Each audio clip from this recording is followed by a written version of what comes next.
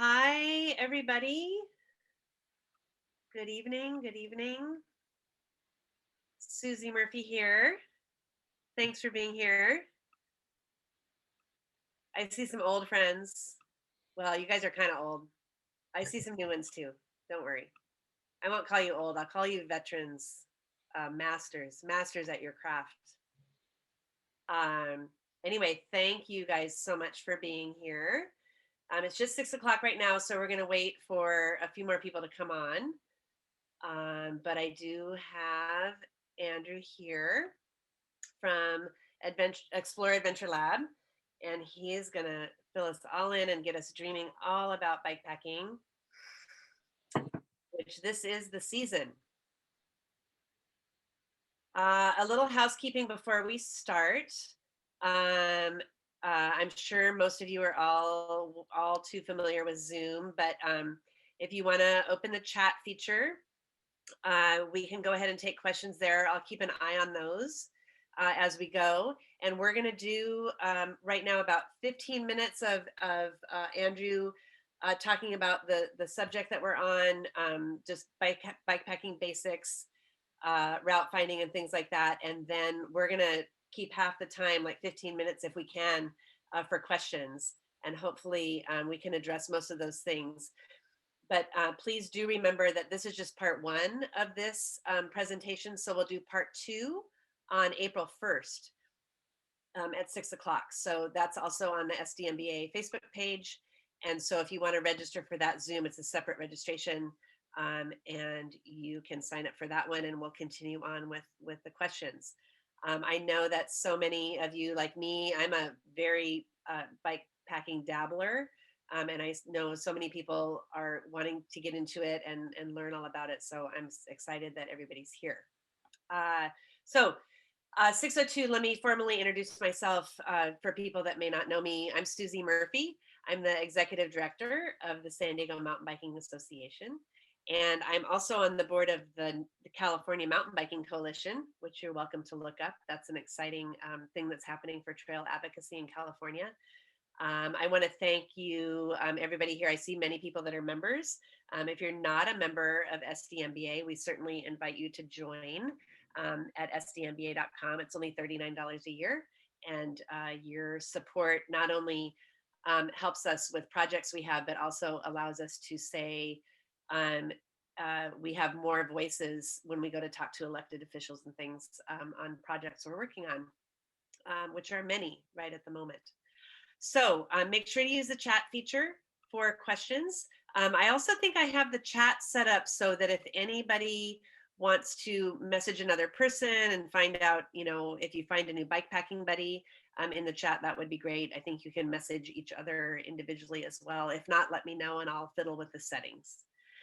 So with that, we're just going to be here again, 15 minutes with Andrew talking about super fun bikepacking stuff, and then we'll save 15 minutes for questions.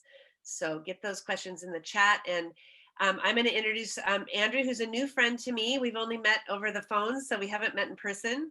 But he's showing his website right now, which is Explore Adventure Lab, and I will let him explain more about that and let him get into our topic. He has lots of fun pictures to share from many of his adventures. So I'll keep admitting the latecomers and keep an eye on the chat. And Andrew, why don't you take it away? Awesome. Thank you so much for the intro. So my name's Andrew Stout. My friends just call me Andy. I'm from San Diego, California. And I actually ran into one of the San Diego Mountain Bike Association members out in the desert. I was actually hiking, but he was on a mountain bike ride and we exchanged info, and then he got me in touch with Susie. So that's kind of how I got here today. He's like, you should really link up. There's a lot of people wanting to learn about bike packing, and how I kind of came into bike packing in a nutshell is I was biking across the United States from Maine to San Diego on a glioblastoma brain cancer awareness ride to honor my father, who passed away from that disease. He used to work here at Scripps in San Diego. And so as I was biking across, I came through Salida, Colorado, which is actually a perfect intersection of the Great Western Express, if you're using any of the adventure cycling maps, and then the Great Divide mountain bike ride. And I met another bike packer there that day, and I was like, hey, wow, that's a crazy looking bike. Like, what are you doing? And he's It's like, I'm doing this race, the Great Divide mountain bike race, so piqued my interest there. And then my good friend Dustin as well, he biked across the US, and then 2 weeks later he went and biked the Great Divide, and he had nothing but amazing things to say about it. So with COVID, I had some time on my hands, I think like all of us, or maybe not. Either you were really busy or you have a little bit of free time. And I was like, this is my time to strike. And with COVID restrictions, I wasn't allowed to go to Canada. So I ended up going from the Canadian border with Montana, and then I ended in Colorado and New Mexico. So as far as I could, trying to abide by COVID restrictions. And the Navajo Nation was hit really hard. So I decided to call it there. I had a friend pick me up at the bottom and stuff. So that's kind of my bike packing. I know it sounds like I've only really done one bike packing trip, but it was a big one. I've been wanting to get out and do some more bike packing, but I'm recovering from a broken foot. So without further ado, I was going to talk a little bit about how I got ready for that trip. The trip kind of built on, I built it on with some other road cycling trips. If anybody has ever bike toured before, you could almost take similar knowledge and you're just doing it on a different type of bike. And obviously planning for things to go awry if you're really far away from amenities and whatnot. So you're kind of thinking, what can go wrong? There's a saying that they have, or that I've heard before, and I really like it from backpacking. And it's pack your fears. And I had a lot of fears, and I kind of probably traveled with a bike that was much too heavy. I made a really nice, there's a little a bike packing video of how I did it. We could share the link later, but it's just, I go into depth on how to, and what I packed actually on the ride. And we can talk about that next week. Sorry, I guess. So I'm going to start with the bike first. Cool. So I run into real depth with gear and stuff, but so I guess, if you don't have time to, it's a huge chunk of time and commitment to go up to Canada or to do the Great Divide or a big mountain bike ride. But some of the information that I could share about maybe even doing a local ride here in Anza Borrego. Susie and I were talking earlier, there's a ride coming up called the Stagecoach 400. I was just learning about it, but it looks pretty incredible. It's kind of, I think it goes up the Big Bear and through the desert and whatnot. But if you're doing something like that, some of the information that I could pass on today maybe could be used with that. So I have some notes here that I'm going to kind of follow along that I wrote down for myself. Obviously thinking about a time of year, what you're going to ride in. It's hard, like for the Great Divide, for instance, you can't start too early up north because you're going to have snow, or if you start too late, the desert's too hot. So I think the same thing applies here in San Diego. Maybe not so much snow, but obviously not doing bike packing in Anza Borrego in the middle of July, because you might end up with a heat stroke or carrying too much water. It kind of depends on the distance and whatnot. Just kind of picking a route, picking something realistic to yourself, your ability level, maybe what you're used to riding. You meet all kinds of people that tour differently. Some people like to ride 100 miles a day. The racers are riding 200 miles a day, and then there's some people that ride 20 miles a day. It's just what your own pace is. It's totally up to you. So that kind of depends how you pack and what route you pick. Let's see. Good rule of thumb. This is what I was kind of thinking about earlier. With the Great Divide, I kind of was trying not to get overwhelmed, because you're thinking of, like, the section I did was 1,750 miles. A few of them here I did on Strava. This is day 8, for instance, 109 miles. And just what I would do in my head mentally as I would break up the day, I listened to music on my bike. I would say, all right, the first 20 miles, I'm not going to listen to any music. I have a little Bluetooth speaker. I don't like to have headphones in, obviously you are riding with cars, you're on mixed terrain, but also just for safety, and like the music kind of like helped, for me at least, on some of the longer days, get me through things. So I wouldn't let myself until later in the day listen to music. I would be like, all right, after 15 miles, I'm going to drink a bottle of water. I'm going to break it up. I'm going to have a Cliff Bar. I'm going to just have different kind of things looking forward to, and setting goals throughout my day to not get overwhelmed. So, and every day, I don't know, I from James Murin that writes MT Beer, I think he might have been featured on your guys' site as well. He talks about having a beer and mixing it with his bike rides. That was always my goal at the end of the day. I would always have a beer at the end of the day. So another way I would always kind of break up my ride. I know some people, perfect. I'm just on the water. But a lot of people On the Great Divide, for instance, and that's because the one ride that I've really done and I really know, some people don't want to stay in town. That's it. They're like, I want to stay in the wilderness and I'm going to have that true experience. They're going to go to town, they're going to get supplies and they're going to continue on. I rode it a little differently. I enjoyed the days in the wilderness, but I also love to have a few amenities at night. So I would bike maybe a further distance to get to a destination where there's maybe a brewery, maybe there's a little hotel, you know, so it's really just what you want to make of it. There were some sections where I'm like, I'm definitely camping out, you know, some of the best stars I saw in the United States, probably on the Great Divide. Okay, let me kind of go in here with the flow here. Let's see. Okay, so the exact route that I use, there's this wonderful organization called the Adventure Cycling Association. You can see it there on the bottom. They have routes all over the United States, I think into Canada, maybe even some other spots internationally. But these maps were like my Bible. I would live, you could see they're pretty well used. I had them like in my pocket. So what you could do is you could go onto their website and you could buy GPX files. And the GPX files are nice. I'm kind of like, I'm a nerd with numbers and I really like the bike computer. I know some people are no bike computers and they're gonna carry this map. And the map folds out and you can see, for instance, you know, I mean, it's quite big, but you could really just see the route. You could fold it and have it in a little map case in the front of your bike, which is great. And there's turn-by-turn directions on here. There's a little bit of information about like the local culture. There's information about trail angels where you could stay. I would find myself using this map for almost everything. And it's not just for the Great Divide. They have really cool loops up in Idaho that I saw. I used 6 of their routes. I built them together to build the ride from Maine to San Diego. So that's what kind of turned me on to these guys. And that's what I used. And so I was using the GPX routes I had a Garmin 1030 computer. So it was a little bit bigger. You could add a memory card in it. It records all your rides. So like you can see her on the screen, you could go on Strava. And for me, I was sharing it with my mom. She would follow along on Strava and she's like, okay, seeing where you're at, and for friends and whatnot. So thinking about that. And the neat thing is you don't have to stick to the route. You know, you could use this other great tool right here called Ride with GPS. So Ride with GPS, if you're here on the screen, this is a section that takes you down from Rawlins, Montana into Steamboat and then down to Central Colorado. The nice thing is you get a really good view of the elevation gain.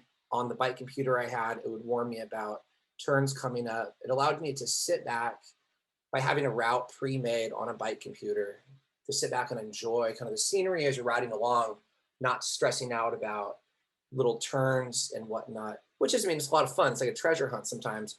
But if it's a long day and you're trying to get somewhere and you miss a turn, you're going to be kicking yourself, you know, especially if you're planning to get food or water there. So having the bike computer was really nice.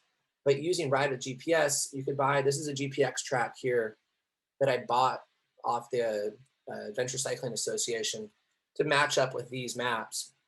So you kind of have redundancy. Maybe your computer dies on a bike ride. But at the very least, you have this. And then, but you could tweak the maps here. You could pull them, I won't do it now, but let's say you really wanted to go to a mountain just outside of Steamboat, but it's not on there. You could easily just adjust that, and then you could save this GPX trap and drop it on there. So I met another biker when I was out there doing that. She was, you know, taking off and doing another peak that had something involved with her childhood and whatnot. So that's kind of like some of the route ideas, and that's how I came up with the route. I just trust these guys, and I can't advocate for them more. And they're great. I think they're a nonprofit as well, and they're out of Missoula. They're really awesome people. And if you ride through Missoula, you go in there, and they're going to give you an ice cream sandwich and a Coke. That's what I remember from those guys. Okay, so kind of like I'm talking about a little bit training and test rides. A huge thing for me, and I'll tell you some personal experience from the cross-country bike ride. I got my bike. I did a test ride with it up in the Central Coast. I shipped it out there. I had a bike shop build it up in Bangor, Maine. I'm biking along, and then sure enough, I didn't check it. They didn't check it. My crankshaft like literally came off on the Kangamangas Highway. And then I'm like, that's never going to happen again. I'm going to check my bike every time, because whenever I started these rides, I fly to the beginning. So sure enough, my girlfriend and I flew up to Montana. We're doing a test ride on going to the Sun Road in Glacier National Park, beautiful place. On the bike behind me, the Surly ECR. the little bracket holding the rear disc, I was starting to hear some noise. I'm like, what is that noise? Like, what is going on? And sure enough, it just was 2 loose bolts, and I'm on the side of the road. So I'm kicking myself again, but luckily I did a test ride before I actually hit the road in Rooseville, Montana. And I actually found a mechanic in Whitefish, and I paid him in beer and in cash to go through the entire bike, and get it just dialed, because, you're out in the middle of nowhere and you lose a bolt, you're screwed. Like, there's a section from Rollins, from, I think it's Helena to Steamboat, 500 miles, no bike shop. So you're like, let's just, it's like, planning's the name of the game. So I think just really going through your bike at the beginning, and maybe carrying just a few extra bolts and nuts, or just thinking like little things, like even like Loctite. You could bring Loctite, and that helps, like, keeps the nuts in there and whatnot. Just kind of, like I said, packing your fears. I probably brought way too much stuff, and I could go into that in the second part of the series in April, but of all the little ins and outs that I brought, and I go into it in the video that I made as well. But test rides and testing your gear beforehand, because you think you need, everybody packs differently, first of all. And then, so you could watch these videos on YouTube, how to pack for the Great Divide Ride, or how to bike packing.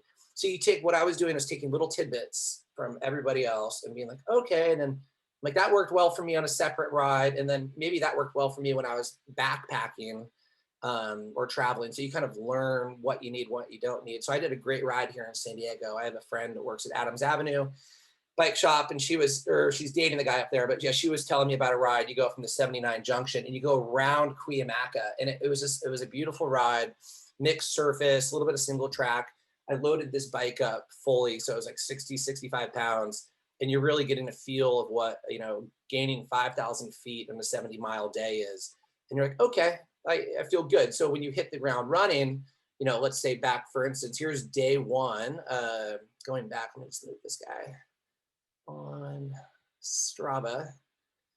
And I done a lot of training here in San Diego. Just on my road bike, I was doing like the 5 faces of Soledad, a lot of just riding, a lot of elevation gain. So this was day one, and the motivation was, the guy, the innkeeper, where my girlfriend and I were staying, he's like, I can't believe you're doing this. If you make it back here today, I'll give you a free room at the hotel and free breakfast.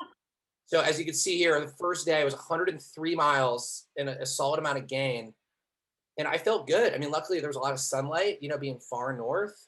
But I came in and I was thirsty. I was ready. I was like, give me a Coke, give me a beer, give me a bag of chips. Like, I got like a whole chicken over at Vaughn's and just went to town. But okay, so without kind of going into too many tangents, test rides, that was huge. And even as you go along, and you guys probably know this as cyclists and outdoors men and women, conditions are always changing.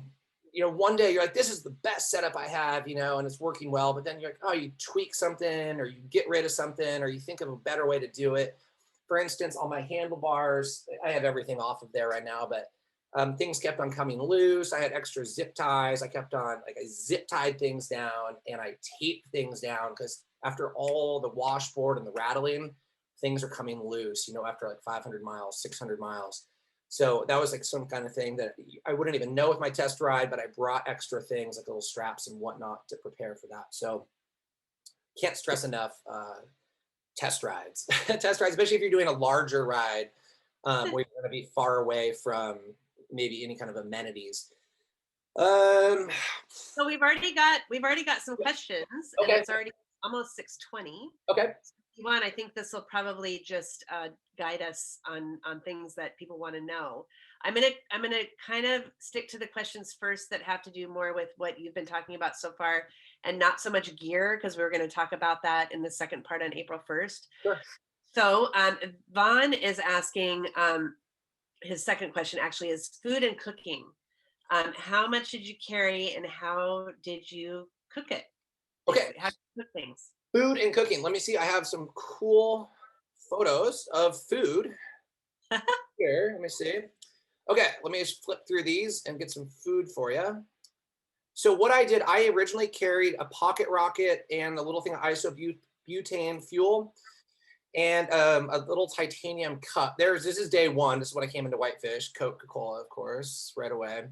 Okay, eating. Okay, I saved up a little more money for this ride because it was kind of like a dream ride, and I wanted to go to the local towns, and so I probably spent a little more than maybe other riders on amazing breakfast or like getting a big burger or a beer or something, opposed to just eating ramen and tuna. But I would always have, no matter what, in my pack, I would have usually 2 to 3 little tuna packets.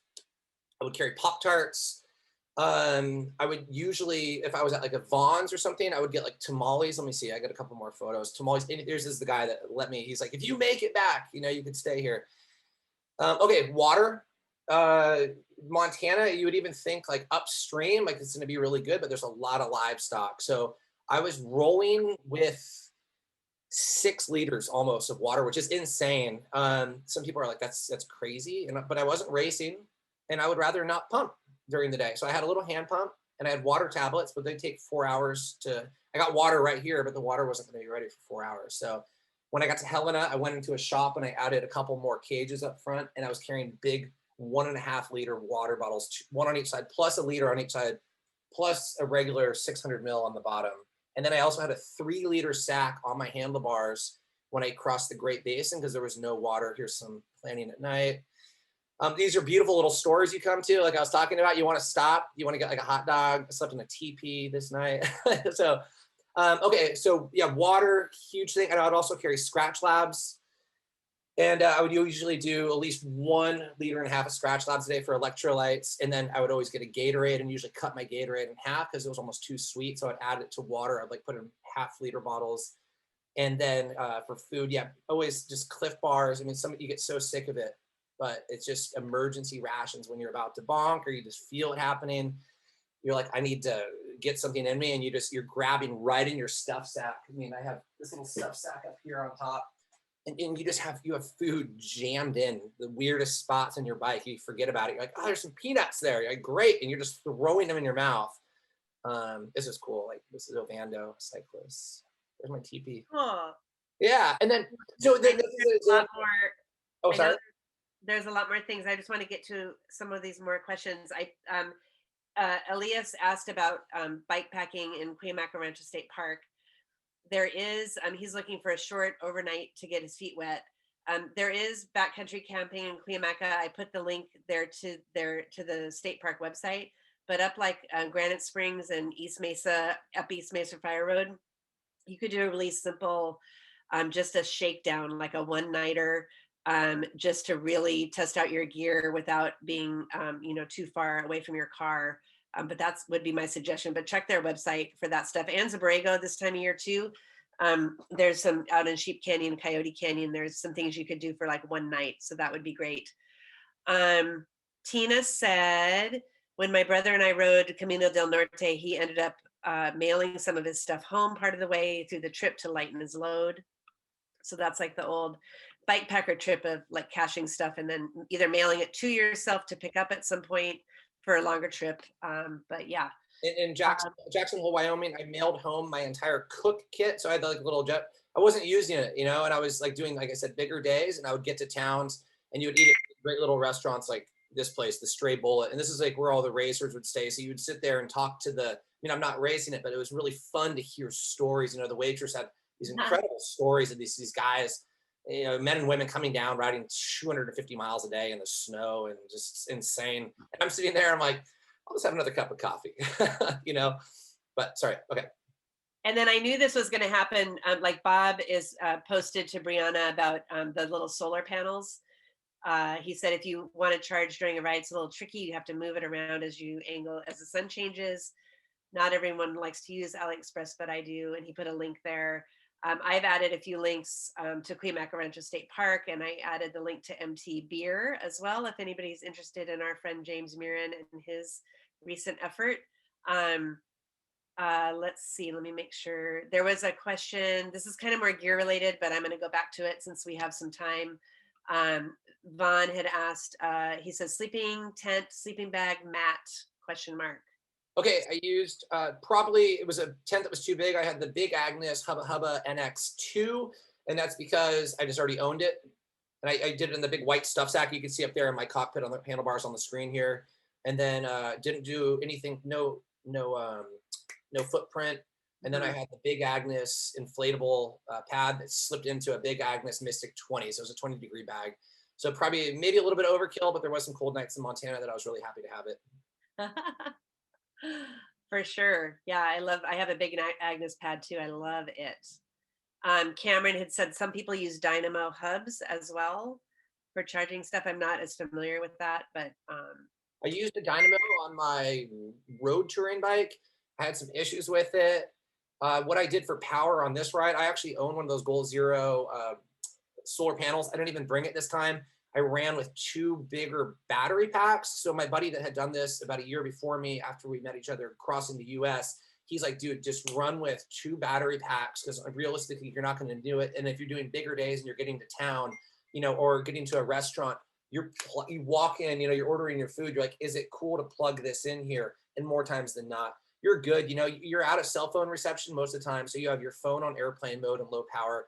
The Garmin that you can see here in the photo, the battery life is insane. You're taking photos with another point and shoot. You end up not even needing as much battery as you need, as you actually did. So I brought 2 battery packs instead of using a solar panel. cool. I realized I posted the Cuyamaca Rancho State Park link again because I realized I had done it just to one person. So everybody should be able to see that now. I was going to look up Anza Borrego real quick, but you guys can Google that as well.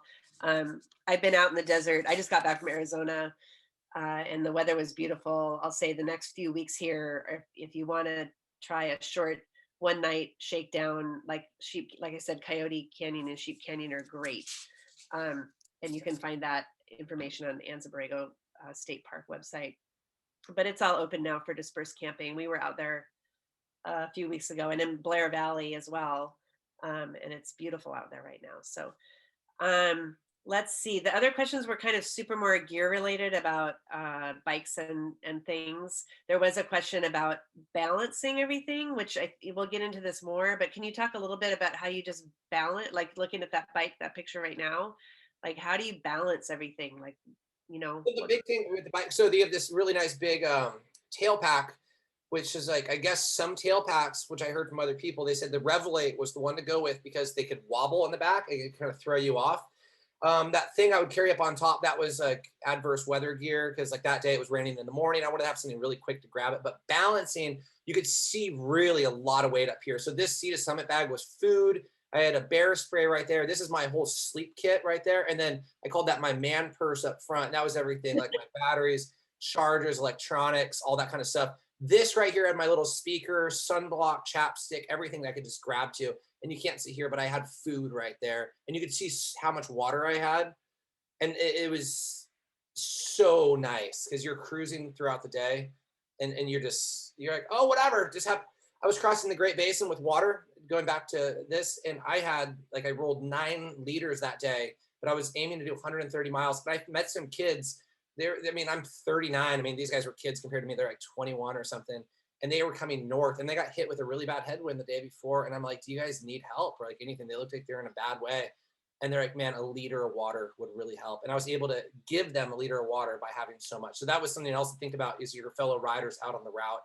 I've had other people help me out in situations, but yeah, balancing, trying to get as much as you can up front because, most of your body weight would be back there, right? So you're trying to offset it. And this worked great. No suspension, and we could go into it more in the next one, but just the fat tires for the majority of the time. There's a few moments where I was like, I wish I had suspension, but like for the most part, this was beautiful. Those water bottles that are on the front there, do you have those on both sides? The double water bottles on both sides? Both sides, identical on both sides. Wow. Okay. We're almost at our 6:30. I knew this half hour was going to go super fast, but I know everybody's busy. And so we'll be back with the second part to really get into gear and bike choice and, tires. And, know everybody loves to talk about tire pressure. So if you guys want, I posted tire pressure. I posted a 20-minute video. It's just me talking about, it's just kind of like this, talking about my bike and gear right after I came off the ride, but it's on the SDMBA Facebook page, event page for this event. So if you want to put it on as you're cooking in the background, or if you're interested in gear before the next one, if you want to attend, there's some info in there, and you can kind of see what I did, or you could ask why I did it. I tried to explain as much as I could on that. I think a good idea would be if you guys are planning on joining the one on April 1st, if we want to start a conversation on that Facebook event page with questions ahead of time, that would be awesome, because we can kind of curate those there. Or if you have links to share or ideas for routes, or want to connect with somebody to have a bike packing partner, that would be great. That's my favorite thing about doing these programs, is everybody making new friends. I would say I just posted the link to the Stagecoach 400 Facebook page. It's called Stagecoach 400 and Other SoCal Rides of Note. They're going to be taking off here in a couple weeks. I'm sorry, I don't remember the exact date, but they're all getting ready. It's kind of fun if you're new to this to follow along. They always have a live tracker, and it's really fun to follow everybody along and see how they're progressing through the route. And I'll try to post. There's some other local. Our friend Rich Wolf up in Julian has a site that I'll share on the April 1st event page. And he has routes mapped. He has a desert route, a mountain route, and a beach route. And sometimes he does those all at the same time. But you're welcome to bite it up in chunks. And he's been around for a long time. I won't tell you how old he is, but he wouldn't like that. I don't think he's on the call. But Rich is a wealth of knowledge of how to peck your way through the county while you're on a bike and while you're camping. So my favorite quote about bike packing is that you spend a lot of money to end up looking like you're sort of an unsheltered neighbor or homeless, but that's okay. Super fun. And how to eat in a convenience store and not, I don't know. Anyway, so I think that's it for today. I want to thank everybody. We had 30 people on tonight. And so hopefully some of you can join us on April 1st. Make sure you check that registration link for the Zoom on the SDMBA Facebook event page. And yeah, we'll see you on April 1st, but I would be thrilled to have the conversation start over there. And Andy can help me kind of answer some of those questions ahead of time, and we can post lots of links and things. So there's photos if you're interested in the Great Divide. Yeah. You can always reach out to me directly as well if you want. I have a whole contact page on my website, just here on exploreadventurelab.com. And if you're just looking for some fun photos, I'm a total rookie photographer, but I like to have fun with it. So there's photos of just the whole bike ride that I did. So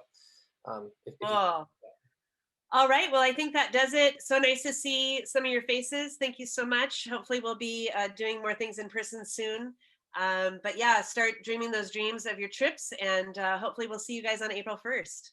Have a great evening, everybody. Thank you so much for joining. Bye. Bye.